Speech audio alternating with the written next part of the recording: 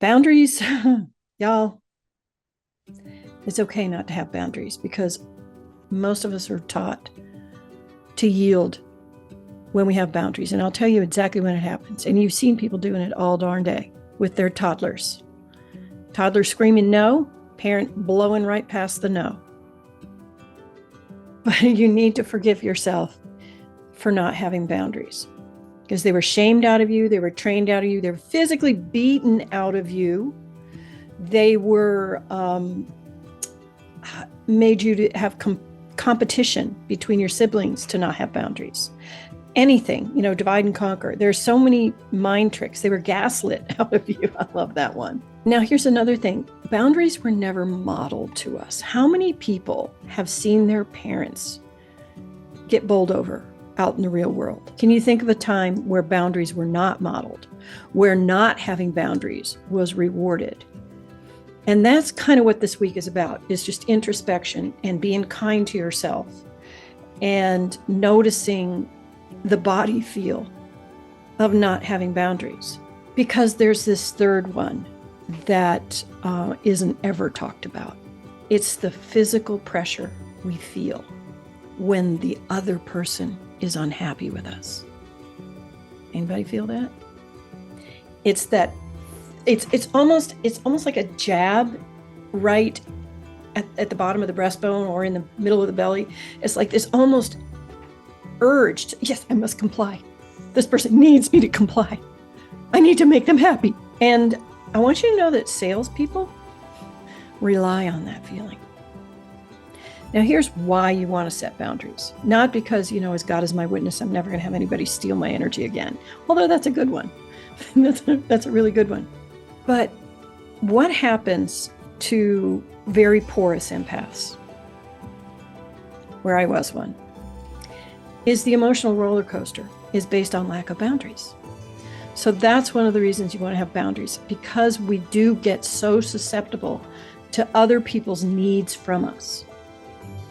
And yeah, it's a good thing. And a lot of us, we're acts of service kind of people where we show our love by moving our feet. Not everybody, but many of us who have super attuned emotional sensors tend to notice when people need us and then tend to give as an act of love. Like, I give this to show how much I love you, whether they care about it or not. And that's unfortunate too. You want to protect the fact that you're going to absorb other people's needs of you. Then you want to notice that when you absorb other people's needs, you almost are letting go of control of your own needs and allowing the other person to dictate what is needed. Just let that sink in for a second. And what happens is we end up overgiving and then we burn out. Or we get, here's a big indicator. Bitterness. You're starting to feel bitter. You're starting to feel resentful. You're starting to feel longing for things to change. You've been overgiving and not filling your own cup. Because and I know, walking around in the world, feeling resentful, it's just not the way to live. It makes everything, how I talk about the glasses, it makes everything look like something you don't like. So it's very, very difficult to have a high vibration when you are trying to process other people's stuff and you are feeling that energy of resentment. Then the next reason you need boundaries, you absolutely need them, is not only for the healthy relationships with others, but what about the relationship you have with yourself? Huh? We forget about that.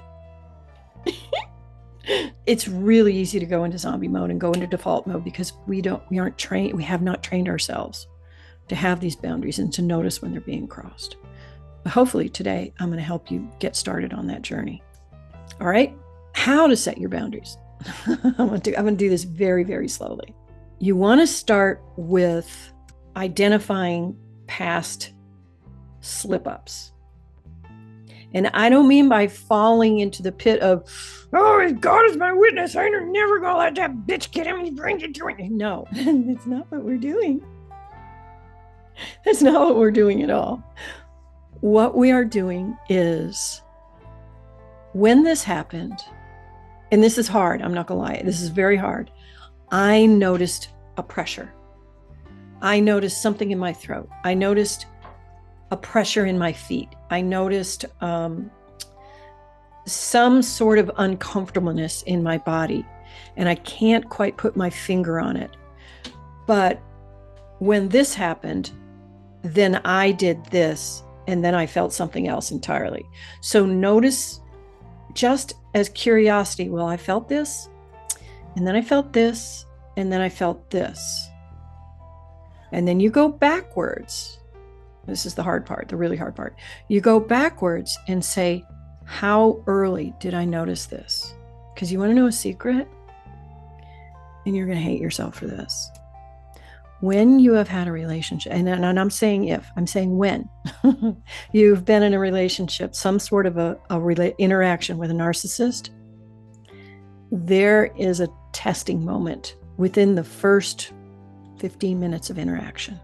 And they're going to see what you're going to tolerate. Because all narcissists do the test and then they do the love bomb. That's just what they do. They want to test to see if this is a likely subject. Then they're going to do the love bomb to get rid of all your inhibitions. And then they're going to start taking it away slowly by slowly. You know, they're farming. You're their mark. You're their energetic source. If you give the slightest amount of pushback after they've already received permission to be assholes to you, they're going to do disproportionate attacking of you. It's just exactly like the temper tantrum gets worse right before it gets over. And so a narcissist is going to come at you disproportionately hard if you do a slight stand up. Unless, of course, you stood up to them in the beginning, then they're going to go, oh, next. I've told you the story about my dog running around and sniffing every dog's butt to see which one he can hump. The minute he got a slight pushback, oh, next. So that's literally what happens, guys. I am so sorry to talk about it in such crude ways, but they literally are energetically sniffing you out to see how much you can put up with. And that is why empaths and narcissists are like this. And you want to know something really weird? Not all narcissists are born. Some of them are created.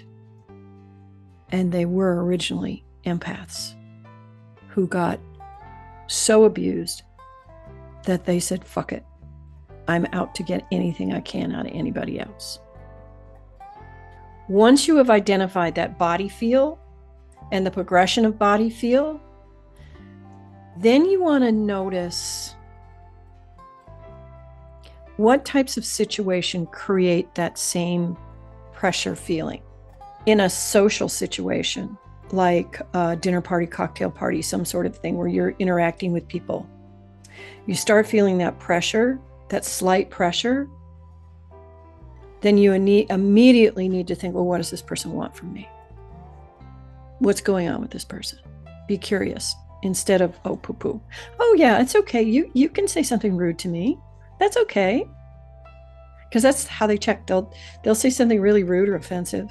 And that was a joke. And so how you stop that is, and this is really fun. This is for Mean Girls, ladies. You repeat it back from them. Is that what you said? I wasn't sure could you actually say something that stupid or rude or filling the adjective? I wish I had known to do that because I had Target tattooed on my forehead for the longest time. The next thing is you're going to decide what you're okay with. So you need to decide how rude you're going to let yourself be. That's essentially it. How rude, how pushy, how disrespectful, because that's what it comes out as, being disrespectful. Now, you don't need to match energy every time, but you do at least need to go, there's actually a wall here. And no, you don't have permission to talk to me like that.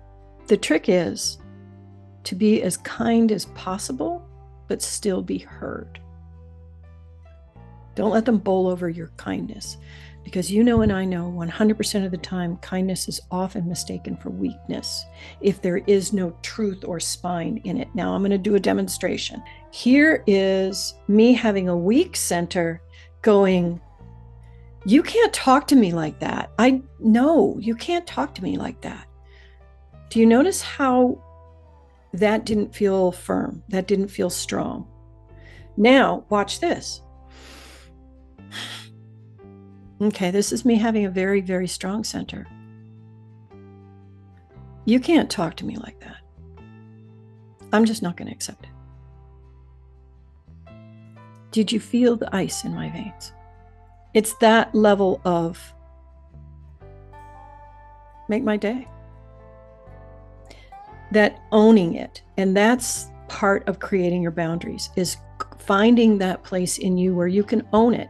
Because here's what happens next. Now I want you guys to realize that when you start actually tapping in your power, there is a definite risk of you going way over the top and overreacting. And then you sit in judgment of yourself overreacting, because that's what's going to happen. They're going to reflect that back at you going, look at you, God, what's wrong with you? Ew, you know, they're going to do that, make you doubt yourself, because that's still in there, and it's going to be in there until it's gone. So you want to be very comfortable with yourself. And if you overreact, you're going to forgive yourself and own it. Say, yeah. Say thank you. Yeah, I did overreact. You want more? I'm not telling everybody to go out and be, a bitch. That's not what I'm telling you to do. I am just telling you to practice on strangers so you can do it to friends or relatives. All right? Does that make sense? When you're setting boundaries, it helps to use I statements. I do not accept being spoken to that way, instead of you are crossing a boundary. Just remember that as a general rule when you're speaking to another person. If you find yourself saying there will be consequences, I want you to make those consequences promises. They're not threats. I want you to make promises. And it's very, very kind to lay out the consequences before you get angry. Then I want you to think of your boundaries as another part of self-care. That's what you do after you discover them and after you start doing verbal boundaries. So here is what you do after your boundaries have been crossed. Number one, let yourself off the hook and go, oops, what could I have done differently? That's what you want to say. You want to accept that you're going to screw up, and when you don't screw up, you're going to celebrate it. When you do screw up, you're going to learn from it. That's end of story right there. Accept it. You are going to screw up. The next thing, do not blame the perpetrator. Don't do it. It doesn't help. Don't hate the person that's the hater, because all that does is make more hate. The goal of learning and the goal of training yourself and training other people, the people around you, is once the lesson is learned, to use a softer and softer and softer approach. Again, I'm going to use, like dog training.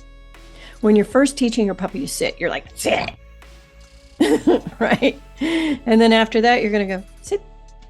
And then after that, you can just do a hand motion and they're sitting down. We all have bodies. They all feel stuff. Unless, of course, we've told it to stop feeling stuff because we've gone numb. And if that's the case, I'm very, very sorry.